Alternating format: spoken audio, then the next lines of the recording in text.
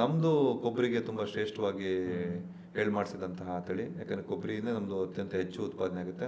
ಮುಖ್ಯ ಗೊಬ್ಬರ ಕಡ್ಡಾಯವಾಗಿ ಒಂದು ಮರಕ್ಕೆ 50 kg ಒಂದು ವರ್ಷಕ್ಕೆ. ಇದು ತೆಂಗು ಈಗ ಟ್ರೈಲ್ಯಾಂಡಲ್ಲಿ ಬೆಳೀತಾ ಇದ್ರು ಕೂಡ ಅದಕ್ಕೆ ನೀರಿನ ಬೇಡಿಕೆ ಒಂದು ದಿವಸಕ್ಕೆ 60 ಲೀಟರ್ವರೆಗೂ ಇದೆ. ಅಂದರೆ ಪ್ರೌಢಾವಸ್ಥೆಯಲ್ಲಿರೋ ದೊಡ್ಡ ಮರಗಳು.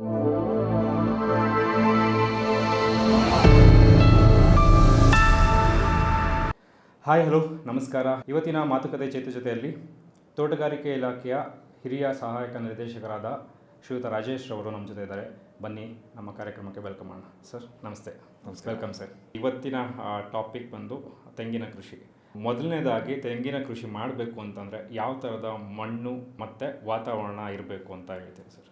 ಈಗ ನೀವು ನೋಡ್ಬೋದು, ತೆಂಗು ನಾವು ಸಹಜವಾಗಿ ಬೆಳೆಯೋದು ನಾವು ದಕ್ಷಿಣ ಕರ್ನಾಟಕ ಭಾಗದಲ್ಲಿ. ಏನು ನಮ್ಮ ಹಾಸನ, ತುಮಕೂರು ಮತ್ತು ಮೈಸೂರು, ರಾಮನಗರ ಈ ಭಾಗ ಏನಿದೆ ದಕ್ಷಿಣ ಕರ್ನಾಟಕದ ಒಂದು 7-8 ಜಿಲ್ಲೆಗಳೇನಿದೆ ಅದರಲ್ಲಿ ಪ್ರಮುಖವಾಗಿ ಬೆಳಿತೀವಿ. ಅಂದರೆ ನಿಮಗೆ ಗೊತ್ತಾಗುತ್ತೆ ಇದರಲ್ಲಿ ವಾತಾವರಣ ಹೇಗಿರಬೇಕು ಅಂತಂದರೆ ಸ್ವಲ್ಪ ಟೆಂಪ್ರೇಚರು ಸ್ವಲ್ಪ ಚೆನ್ನಾಗಿರಬೇಕಾಗುತ್ತೆ. ಇದು ಉಷ್ಣಾಂಶ ಸ್ವಲ್ಪ ಚೆನ್ನಾಗಿ ಬೇಡ್ತಕ್ಕಂಥ ಬೆಳೆ. ಹಾಗೂ ಇದಕ್ಕೆ ಮಣ್ಣು ಸ್ವಲ್ಪ ಕೆಂಪು ಮತ್ತು ಮರಳು ಮಿಶ್ರಿತ ಮಣ್ಣು ಇದ್ರೆ ತುಂಬ ಒಳ್ಳೆಯದು. ನೀರು ಬಸ್ತು ಹೋಗಬೇಕು ಚೆನ್ನಾಗಿ. ಮತ್ತು ಕೆಂಪು ಮಣ್ಣು ಇದ್ದಷ್ಟು ಒಳ್ಳೆಯದು. ನಮ್ಮ ಚನ್ನರಾಯಪಟ್ಟಣ, ತಿಪ್ಟೂರದ್ದು ಏನು ಅರಸೀಕೆರೆ ಭಾಗದ್ದು ಕೊಬ್ಬರಿ ಎಲ್ಲ ಇದೆ, ಅದು ವಿಶ್ವ ದರ್ಜೆ ಮಟ್ಟದ ಕೊಬ್ಬರಿನ ನಾವು ಪ್ರೊಡಕ್ಷನ್ ಮಾಡ್ತೀವಿ. ಹಂಗಾಗಿ ನಮ್ಮ ಹಾಸನ ಸುತ್ತಮುತ್ತ ಮತ್ತು ತುಮಕೂರು ಸುತ್ತಮುತ್ತದ ಏನು ಕೆಂಪು ಮಿಶ್ರಿತ ಮರಳು ಮಿಶ್ರಿತ ಮಣ್ಣು ಮತ್ತು ಈ ಒಂದು ಒಳ್ಳೆ 30 ಡಿಗ್ರಿ ಆಸ್ಪಾಸಿಂದ ತಾಪಮಾನ ಇದಕ್ಕೆ ತುಂಬ ಸೂಕ್ತವಾದ ವಾತಾವರಣ ಆಗಿರ್ತದೆ. ಸರ್ ಎಷ್ಟು ಜಾತಿ ಇದೆ ಸರ್ ತೆಂಗಿನ? ತೆಂಗಲ್ಲಿ ಹಲವಾರು ಜಾತಿ ಇದ್ದಾವೆ. ಅದನ್ನ ಹೇಳ್ತಾ ಹೋದ್ರೆ ಒಂದು ದಿವಸ ಪೂರ್ತಿ ಬರೀ ತಳಿಗಳ ಬಗ್ಗೆನೇ ಮಾತಾಡ್ಬೋದು, ಅಷ್ಟಿದ್ದಾವೆ. ಆದರೆ ನಮ್ಮ ಭಾಗದಲ್ಲಿ ನಾವು ಮಾತಾಡೋದಾದ್ರೆ ಇಲ್ಲಿ ತಿಪ್ಟೂರು ಟಾಲ್ ಅಂತ ಅಂದ್ಬಿಟ್ಟು, ಅಥವಾ ಅರಸೀಕೆರೆ ಟಾಲ್ ಅಂತಲೂ ಕರಿತೀವಿ. ಅಂದರೆ ಎತ್ತರ ತಳಿ.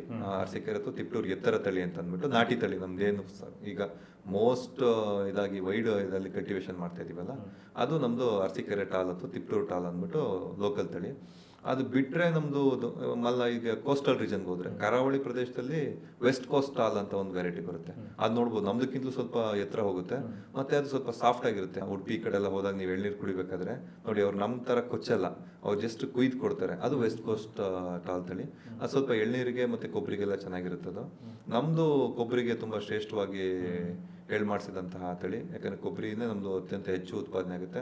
ಮತ್ತು ನಮ್ಮದು ಯಾವುದಕ್ಕಾಗಲ್ಲ ಅನ್ನಂಗೇನಿಲ್ಲ. ನಮ್ಮದು ಏನು ಎತ್ತರ ತಳಿ ಇದೆ, ತಿಪ್ಟೂರು ಟಾಲ್ ತಳಿ ಇದೆ, ಅದು ಎಲ್ಲ ಇದಕ್ಕೂ ಬಳಕೆಗೂ ಆಗುತ್ತೆ. ನಿಮಗೆ ಕಾಯಿ ಕೂಡ ಆಗುತ್ತೆ, ಎಳ್ನೀರಿಗೆ ಕೂಡ ನಾವು ತುಂಬ ಕೊಡ್ತಾ ಇದ್ದೀವಿ ಇತ್ತೀಚಿನ ದಿನಗಳಲ್ಲಿ. ಎಳ್ನೀರು ಬೇಡಿಕೆ ಚೆನ್ನಾಗಿದೆ ಅನ್ನೋ ಕಾರಣಕ್ಕೋಸ್ಕರ ಹಂಗಾಗಿ ಈ ತಳಿಗಳಿದಾವೆ. ಇನ್ನು ಸ್ವಲ್ಪ ಕ್ರಾಸ್ ತಳಿಗಳೆಲ್ಲ ಇತ್ತೀಚೆಗೆ ಕೆಲವು ಬರ್ತದೆ, ಹೈಬ್ರಿಡ್ಸ್.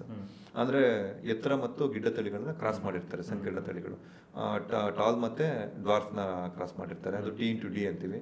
ಇನ್ನೊಂದು D*T, ಡ್ವಾರ್ಫ್ ಮತ್ತೆ ಟಾಲ್ನ ಕ್ರಾಸ್ ಮಾಡಿರ್ತಾರೆ. ಅದು ನಿಮಗೆ ತುಂಬ ಗಿಡ್ಡ ತಳಿ, ಏನು ತುಂಬ ಕುಬ್ಜ ತಳಿಗಳು ಅಂತ ಅಂದ್ಬಿಟ್ಟು ಈಗೆಲ್ಲ DJ ಕಂಪ್ನಿ ಮತ್ತು ಬೇರೆ ಬೇರೆ ಪ್ರೈವೇಟ್ ಕಂಪ್ನಿಗಳು ನಿಮಗೆಲ್ಲ ಸೆಲ್ ಮಾಡ್ತಾ ಇದ್ದಾರೆ ಅದನ್ನ. ಅಂದ್ರೆ ಮತ್ತೆ ರೇಟ್ ಕೂಡ ನಿಮಗೆ ತುಂಬ ಜಾಸ್ತಿ ಇರುತ್ತೆ. ಫಸಲು ಹೇಗಿರುತ್ತೆ ಸರ್ ಹೈಬ್ರಿಡಲ್ಲಿ? ಹೈಬ್ರಿಡಲ್ಲಿ ಅದು ಹೆಂಗೆ ಅಂತಂದ್ರೆ ಅದೊಂಥರ ತರಕಾರಿ ಬೆಳೆದಂಗೆ, ಅದನ್ನ ತೋಟ ಮಾಡ್ದಂಗಲ್ಲ. ನಾವು ಅದನ್ನ ಎಷ್ಟು ಫೀಡ್ ಮಾಡ್ತೀವಿ ಅಷ್ಟು ನಮಗೆ ಇಳುವರಿ ಬರುತ್ತೆ. ಅದನ್ನ ತುಂಬಾ ಕೇರ್ ಮಾಡಬೇಕು. ಅದರಲ್ಲಿ ಹೈ ಕೇರು, ಹೈ ಫೀಡಿಂಗು ಎಲ್ಲ ಕೊಟ್ರೆ ಮಾತ್ರ ನಮ್ಗೆ ಅದು ಆ ರೀತಿ ನಾವು ಹೇಳ್ತಾರೆ ಆ ರೀತಿ 200 ಕಾಯಿ 250 ಕಾಯಿ ಅಂತೆಲ್ಲ ನಾವು ಎಕ್ಸ್ಪೆಕ್ಟ್ ಮಾಡ್ಬೋದು. ಅದೊಂಚೂರು ನೀವೊಂದು 2 ತಿಂಗಳು ನೆಗ್ಲಿಜೆನ್ಸ್ ಮಾಡಿದ್ರು ಕೂಡ ಅದು ಸಸೆಪ್ಟೇಬಲ್.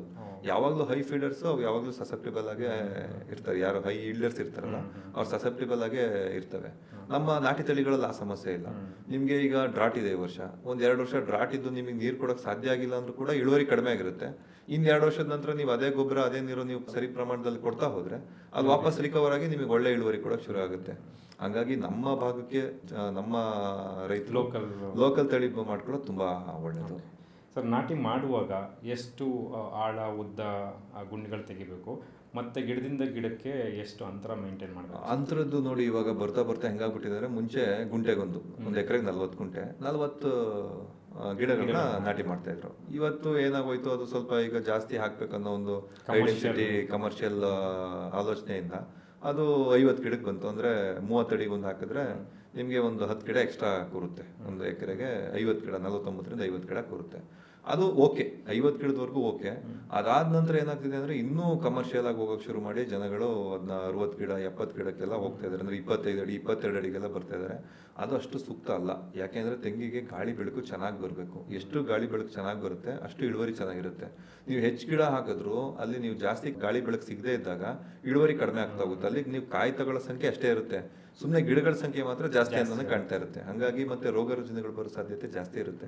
ಹಂಗಾಗಿ ರೈತರು 50 ಸಂಖ್ಯೆ ಮೇಲೆ ಒಂದು ಎಕರೆಗೆ ಹೋಗಬಾರ್ದು, ಅಂದ್ರೆ 30 ಅಡಿ ಬೈ 30 ಅಡಿ ಹಾಕೋಬೇಕು. ಮತ್ತೆ ಇನ್ನು ನಾಟಿ ಮಾಡೋ ಸಂದರ್ಭದಲ್ಲಿ ನಾವು ಹೇಳಬೇಕಂತಂದ್ರೆ ಅವರು ಆಳನ ಒಂದು 3.5 ಅಡಿ ಅಷ್ಟು ಆಳ, ಅಗಲ ಉದ್ದನು ಒಂದು 3.5-4 ಅಡಿ ಅಷ್ಟು ಅಗಲ ಮತ್ತೆ ಆಳ ತಗೊಂಡ್ರೆ ಅದು ಯಾಕಷ್ಟು ನಾವು ತೆಂಗಿನ ಮೇಲೆ ನೆಡೋದಾದ್ರೂ ಅಷ್ಟು ಆಳ ಯಾಕೆ ತೆಗಿಬೇಕು ಅಂತಂದ್ರೆ ಅವು ನಾವು ತೆಗೆದ ಮೇಲೆ ಅದಕ್ಕೆ ಗೊಬ್ಬರ, ಕೆಂಪು ಮಣ್ಣು, ಕೆಂಪು ಮಣ್ಣು ಇಲ್ಲ ನಮ್ಮ ಜಮೀನಲ್ಲಿ ಅಂದ್ರೆ ಸ್ವಲ್ಪ ಕೆಂಪು ಮಣ್ಣು, ಹಿಂಡಿ ಇಂಥದ್ದನ್ನೆಲ್ಲ ಮಿಕ್ಸ್ ಮಾಡಿ, ಸೊಪ್ಪೇನಾದ್ರು ಇರ್ತಾರೆ ಸೊಪ್ಪಿನ ಗೊಬ್ಬರ, ವರ್ಮಿ ಕಾಂಪೋಸ್ಟ್ ಈ ಥರದ್ದು ಏನಾದ್ರು ಹಾಕ್ತಿವಿ ಅಂದ್ರೆ ಅವನ್ನೆಲ್ಲ ಮಿಕ್ಸ್ ಮಾಡಿ ನಾವು ಅದನ್ನ ತೆಂಗನ್ನ ಜಸ್ಟ್ 1 ಅಡಿ ಆಳಕ್ಕೆ ನೆಟ್ರೆ ಸಾಕು. ಆದ್ರೆ ಆಳ ಮಾತ್ರ 3.5-4 ಅಡಿ ತಗೋಬೇಕು. ಅವಾಗ ಅದು 1 ಅಡಿ ಇದ್ದಿದ್ದು ನಿಮ್ಗೆ ಬೇರು ಕೊಡ್ತಾ ಹೋಗುತ್ತಲ್ಲ, ತುಂಬಾ ಫ್ರೀಯಾಗಿ ಬೆಳೀತಾ ಹೋಗುತ್ತೆ ಬೇರು. ಅವಾಗ ನಿಮ್ಗೆ ಬೆಳವಣಿಗೆ ಚೆನ್ನಾಗಾಗುತ್ತೆ, ಬೇರು ಚೆನ್ನಾಗಿ ಬಿಡುತ್ತೆ. ಹುಡಿ ಮಣ್ಣಲ್ಲಿ ಬೇಗ ಬೇರು. ಹೌದು. ಈಗ ನಮ್ ಕೆಳಗಡೆ ಗಟ್ಟಿ ಇತ್ತು ಅಂತಂದ್ರೆ ಬೇರು ಅದನ್ನ ಭೇದಿಸ್ಕೊಂಡು ಹೋಗ್ಬೇಕಂದ್ರೆ ಕಷ್ಟ ಆಗುತ್ತೆ. ಸಮಯನೂ ಬೇಕು.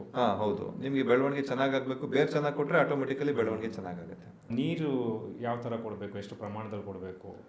ನೀರು ನೋಡಿ, ಈಗ ನಮ್ದು ಇದೊಂಥರ ಡ್ರೈಲ್ಯಾಂಡ್ ಕ್ರಾಪ್ ತರ ಆಗ್ಬಿಟ್ಟಿದೆ ತೆಂಗು. ಆಕ್ಚುಲಿ ತೆಂಗು ಈಗ ಡ್ರೈಲ್ಯಾಂಡ್ ಅಲ್ಲಿ ಬೆಳೀತಾ ಇದ್ರು ಕೂಡ ಅದಕ್ಕೆ ನೀರಿನ ಬೇಡಿಕೆ ಒಂದು ದಿವಸಕ್ಕೆ 60 ಲೀಟರ್ ವರೆಗೂ ಇದೆ. ಅಂದ್ರೆ ಪ್ರೌಢಾವಸ್ಥೆಯಲ್ಲಿರೋ ದೊಡ್ಡ ಮರಗಳಿಗೆ. ದೊಡ್ಡ ಮರ ತುಂಬಾ ಫುಲ್ ಇಳುವರಿ ಇರೋ ಸಂದರ್ಭದಲ್ಲಿ ಅದಕ್ಕೆ ಒಂದು ಬೇಸಿಗೆ ಸಮಯದಲ್ಲಿ 60 ಲೀಟರ್ ತನಕ ಒಂದು ಮರಕ್ಕೆ ನೀರು ಕೊಡಬೇಕಾಗುತ್ತೆ. ಅಂದ್ರೆ ಅದು 60 ಲೀಟರ್ ಒಂದೇ ದಿವಸಕ್ಕೆ ಕೊಡ್ಬೇಕಾ, ಒಂದ್ ದಿವಸಕ್ಕೆ 60 ಕೊಡ್ಬೇಕಂತೇನಿಲ್ಲ. ನಾವೀಗ ಒಂದು 200 ಲೀಟರ್ ಕೊಟ್ಟು ಒಂದು 3 ದಿವಸಕ್ಕೆ ಒಂದ್ಸಲಿ ಕೊಟ್ಟರು ಆಗುತ್ತೆ. ಅದನ್ನ ಡ್ರಿಪ್ ಇರಿಗೇಷನ್ ಮೂಲಕ ಬೇಕಾದ್ರೂ ನೀವು ಕೊಡ್ಬೋದು. ನಿಮಗೆ ಅವಕಾಶ ಇದೆ ಅಂತಂದ್ರೆ ದಿವಸ 60 ಲೀಟರ್ ಕೊಡ್ಬೋದು. ಸಣ್ಣ ಗಿಡಗಳಿದ್ದಾಗ ನಿಮಗೆ 20 ಲೀಟರಿಂದನೂ ಸ್ಟಾರ್ಟ್ ಆಗುತ್ತೆ ಒಂದು ದಿವಸದ ಬೇಡಿಕೆ. ಮತ್ತೆ ನೀರನ್ನ ಹದವಾಗಿ ಕೊಟ್ರೆ ಒಳ್ಳೇದು, ನೀರನ್ನ ಕಟ್ಟಬಾರ್ದು ಯಾವುದೇ ಕಾರಣಕ್ಕೂ. ನೀರನ್ನ ನೀವು ತೆಂಗಿನ ಮರದ ಸುತ್ತ ಒಂದು ಗುಂಡಿ ಮಾಡಿ ಇವ್ರು ಏನ್ ಮಾಡ್ತಾರೆ, ಒಂದು 10 ದಿವಸಕ್ಕೆ ಒಂದ್ಸಲಿ ನೀರು ಕೊಡೋದು ಅಂತ ಅಂದ್ಬಿಟ್ಟು ಮುಂಚೆ ಹಾಯಿ ನೀರ್ ಪದ್ಧತಿ ಮಾಡ್ತಿದ್ರು. ಇವಾಗೆಲ್ಲ ಸ್ವಲ್ಪ ಕಡಿಮೆ ಆಗಿದೆ. ಮುಂಚೆ ಹಾಯಿ ನೀರ್ ಪದ್ಧತಿಲಿ ಪೂರ್ತಿ ರಿಂಗ್ ಮಾಡ್ಬಿಟ್ಟು ಕಟ್ಬಿಡ್ತಿದ್ರು. ಆ ನೀರು ಕಟ್ಟಿದಾಗ ಏನಾಗುತ್ತೆ, ಅದು ಬೇರನ್ನ ಉಸಿರಾಡಕ್ ಅವಕಾಶ ಆಗಲ್ಲ.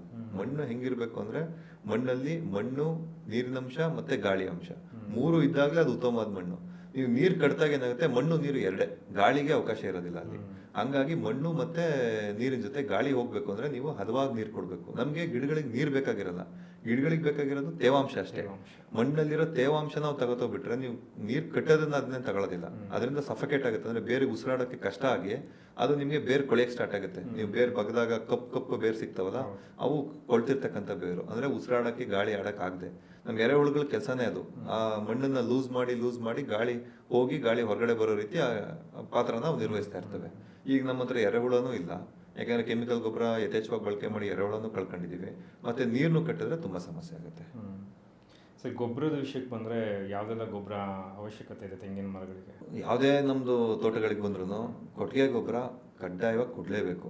ಏನೇ ಬೇರೆ ಗೊಬ್ಬರಗಳು ನಾವು ಕೊಡ್ತೀವಿ ಅನ್ನೋದಾದ್ರೂ ಕೊಟ್ಟಿಗೆ ಗೊಬ್ಬರ ಕಡ್ಡಾಯವಾಗಿ ಒಂದು ಮರಕ್ಕೆ 50 kg ಒಂದು ವರ್ಷಕ್ಕೆ ಕೊಡ್ಲೇಬೇಕು. ಅಂದ್ರೆ ಒಂದು 5 ಮಂಕ್ರಿ ಆಗುತ್ತೆ. ಒಂದು ಮಂಕ್ರಿ ಒಂದು 10 kg ಹಿಡಿಯುತ್ತೆ ಅಂದ್ರೆ 5 ಮಂಕ್ರಿ ಅಷ್ಟು ಕೊಟ್ಟಿಗೆ ಗೊಬ್ಬರ ಕೊಡಬೇಕು. ಅದ್ರ ಜೊತೆ ಹಿಂಡಿ, ಬೇವಿನ ಹಿಂಡಿ, ಯಾಕೆಂದ್ರೆ ಬೇವಿನಲ್ಲಿ ಕಹಿ ಅಂಶ ಇರುತ್ತೆ, ಅದು ಗೊಬ್ಬರಗೂ ಕೂಡ ಆಕ್ಟ್ ಮಾಡುತ್ತೆ. ಮತ್ತೆ ನುಸಿಗಳಾಗಿರ್ಬೋದು, ಮತ್ತೆ ನಮ್ಗೆ ಇರುವೆಗಳಾಗಿರ್ಬೋದು, ಇದರಿಂದ ಸಮಸ್ಯೆಯನ್ನು ಸ್ವಲ್ಪ ಕಂಟ್ರೋಲ್ ಮಾಡೋದಕ್ಕೆ, ಅಂದ್ರೆ ಪೆಸ್ಟಿಸೈಡ್ ಆಗಿ ಅದು ಕೀಟನಾಶಕ ಕೂಡ ಕೆಲಸ ಮಾಡುತ್ತೆ.